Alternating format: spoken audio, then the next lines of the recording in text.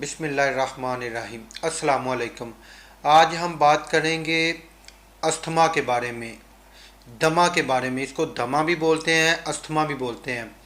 इसके बारे में आज हम बात करेंगे। ये कौन सी बीमारी होती है? ये निज़ाम तनफ़्फ़ुस, सांस लेने के अमल की बीमारी होती है। यानी कि जिन पेशेंट को सांस का मसला होता है, यानी कि हम सबसे पहले जो सांस है, मुंह और नाक के ज़रिए सांस लेते हैं, और सांस को जब हम अंदर खींचते हैं तो वो हमारा, यानी कि सांस जब हम अंदर खींचते हैं तो वो हमारे फेरेंक्स, यानी कि ये गला, जिसको गला भी बोलते हैं, फेरेंक्स से होता हुआ आगे, यानी कि सांस की नाली, जिसको ट्रैकिया भी बोलते हैं, इंग्लिश में उसको ट्रैकिया बोलते हैं, सांस की नाली को। ट्रैकिया से होता हुआ आगे, ट्रैकिया जो सांस की नाली से आगे, उसको गुज़र कर आगे मुख्तलिफ, यानी कि ब्रोंकाइस में, यानी कि तकसीम हो जाता है। आगे सांस जब फेफड़ों में चला जाता है तो ब्रोंकाइस में जब कोई रुकावट हो जाती है, या वो सिकुड़ जाती है, या उनमें कोई इन्फेक्शन हो जाता है, उन इन्फेक्शन होने की वजह से हम उन पेशेंट को बोलते हैं कि इनको अस्थमा हो गया है, या सांस का मसला बन गया है, या उसको, यानी कि मुख्तलिफ, यानी कि टाइम में उसको अस्थमा के अटैक भी होते हैं। उनको बहुत ज़्यादा सांस का मसला बनना शुरू हो जाता है, उनका सांस फूलना शुरू हो जाता है, उनमें सांस लेना कोई, यानी कि मुश्किल हो जाता है उस। और ये अमूमन बच्चों में जो है ना, अस्थमा के अटैक शुरू हो जाते हैं, और उसको पूरी उम्र, यानी कि जवानी में भी और बुढ़ापे तक उसको अस्थमा का या सांस का मसला रहता है।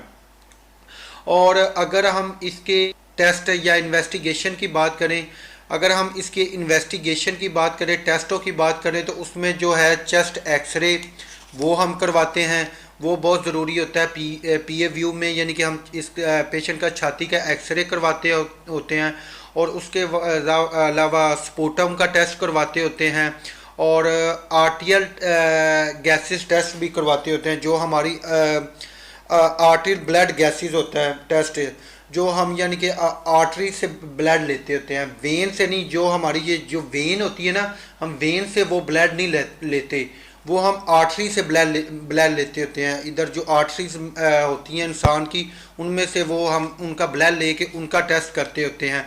उसके अलावा हम सीबीसी टेस्ट भी करते होते हैं, सीबीसी में भी हम कुछ चीज़ें को देखते होते हैं।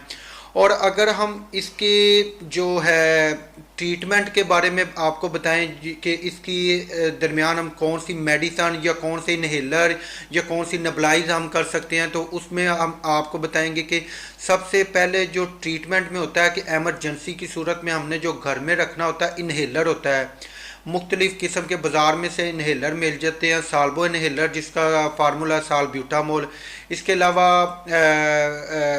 साल्मीकोट इनहेलर होता है, और वेंटोलिन इनहेलर भी होता है। मुख्तलिफ किस्म के जो है इनहेलर होते हैं, और हम उनको नेबुलाइज भी करवाते होते हैं उन पेशेंट को। और उसके अलावा जब अस्थमा का अटैक होता है, तो जब वो पेशेंट हॉस्पिटल में या घर में हो, तो उसको ऑक्सीजन की बहुत ज़रूरत होती है। उसको हम 2% या 3% पर लीटर के हिसाब से हम उसको ऑक्सीजन, यानी कि अटैच करते होते हैं, उसको ऑक्सीजन लगाते होते हैं। उसके अलावा ऑक्सीजन अगर अवेल नहीं है, तो उसके अलावा हम उसको नेबुलाइज भी कर सकते हैं। नेबुलाइज हम वेंटोलिन सोल्यूशन होता है, वेंटोलिन सोल्यूशन की भी पेशेंट को नेबुलाइज कर सकते हैं। उसके अलावा जो है क्लैनल और एटम की भी हम पेशेंट को नेबुलाइज कर सकते हैं। उसके अलावा नॉर्मल सलाइन होती है, एक ड्रिप होती है, उसकी भी हम पेशेंट को नेबुलाइज करवा सकते हैं।